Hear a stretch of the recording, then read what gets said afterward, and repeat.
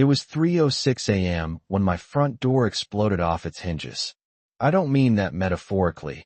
There was a literal bang, a shower of splinters. And 4 men in black tactical vests rushed into my home yelling, "HOA enforcement," like they were on some kind of budget SWAT raid. Only problem was, they weren't law enforcement. They weren't even part of the HOA. They were just thugs in knockoff uniforms, and that night, they made one fatal mistake. They picked the wrong house to break into. My name's Jared Klein. I'm a retired Army Ranger, now a stay-at-home dad to my 12-year-old son, Logan. We live in a quiet cul-de-sac on the edge of a small lake town in Minnesota. My wife passed away 3 years ago from an aneurysm, left suddenly, without warning, and since then, it's just been the two of us. Logan's the kind of kid who builds Lego tanks with working suspension and reads books on military strategy for fun. I've tried to keep his childhood as normal as I could, but that night stole something from him I'll never get back. The HOA in our neighborhood had gotten weird. After a leadership shakeup last year, this woman named Cheryl Ross took over. She wasn't elected, just sort of declared herself acting president after the old one moved out. Claimed there was a loophole in the bylaws that allowed her to assume control in the absence of quorum. I called it BS. Most people didn't care. But then the notices started showing up. She fined my neighbor $200 for leaving their trash bins out, more than 37 minutes past pickup. Another guy got cited for a non-compliant paint shade because his house was off-white instead of eggshell cream. I stayed quiet.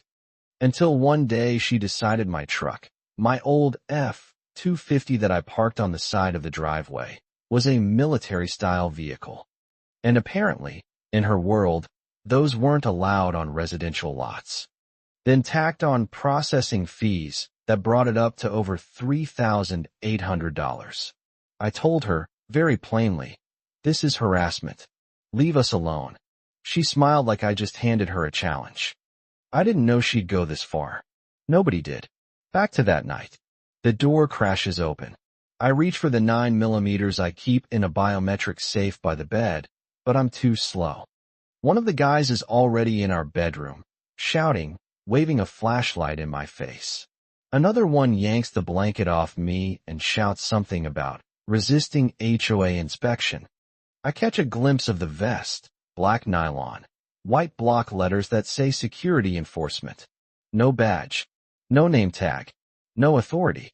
I don't move. I raise my hands. "You've got the wrong house," I say. He shoves me back down. "Nope. Right house.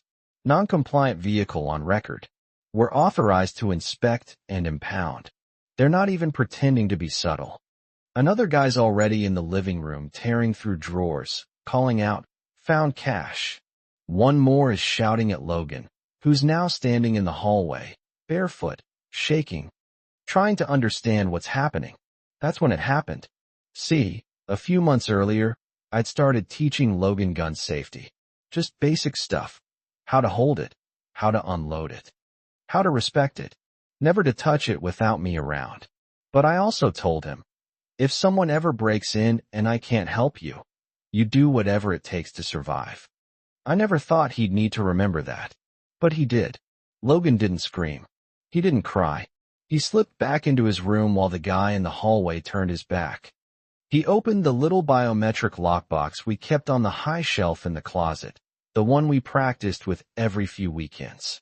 Inside was a .22 Ruger pistol. Small caliber, but enough to make a point. I didn't see him do it, but I heard the shot. Pop. Then silence. Then screaming. The guy in the hallway went down, clutching his thigh, blood blooming through his black cargo pants. Logan stepped out, pale as a ghost, both hands on the gun like we practiced, and said in the calmest voice I've ever heard, "Drop your weapons, or I'll shoot again." You could have heard a pin drop. The guy in our bedroom froze. The guy in the kitchen cursed and bolted out the back. The one rifling through our drawers hesitated, then followed. Within seconds, 3 of them were gone. Tires screeching as they peeled away in a black SUV with no plates. Logan didn't lower the gun until I got up and took it from him. His arms were shaking. His eyes didn't blink for almost a full minute. I held him, told him he did the right thing, that I was proud of him, that he was safe now. The fourth guy, the one he shot, was still groaning on the floor. I called 911, told them we had an intruder, he was armed, and my son had fired in self-defense. The dispatcher asked me to confirm. Your son shot the intruder? I said yes. She paused for a second and then said, Sir, police are en route. Keep the gun secured. We'll take it from here. Cops showed up 6 minutes later. Real cops. With real badges. They handcuffed the guy, read him his rights, and called for an ambulance. They asked me what happened. I showed them the fake uniform, the plastic badge, the ridiculous printout that said, HOA warrant of entry. One of the officers actually laughed. This is the dumbest thing I've ever seen, he said. They made their own warrant? Apparently. Cheryl had cooked up an entire fake enforcement division, printed fake documents, ordered fake gear online. She thought if she called it Neighborhood Security Task Force, it'd sound legit. She even filed a 501c nonprofit listing to make it look real. But it wasn't. It was just her and a bunch of buddies trying to scare people into compliance. They traced the SUV to her boyfriend, a guy named Doug who had a record for impersonating law enforcement. The guy Logan shot? Turns out he was on parole. Cheryl claimed it was all a misunderstanding, that she thought they were doing compliance checks, and had no idea they'd go so far. She was arrested for conspiracy to commit home invasion, impersonating law enforcement, and reckless endangerment. The others are facing similar charges. Logan? The DA cleared him the next morning. Said it was the clearest case of juvenile self-defense they'd ever seen. No charges. No probation. Nothing.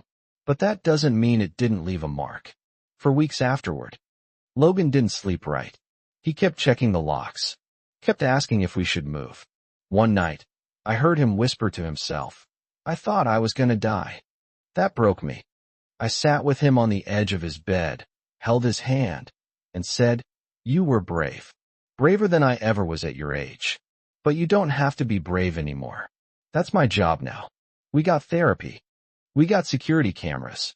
We got a new reinforced front door with steel hinges. And Logan? He's doing better now.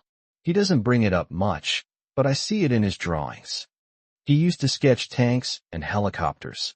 Now he sketches our house, with tall walls and searchlights, but he draws us inside, smiling.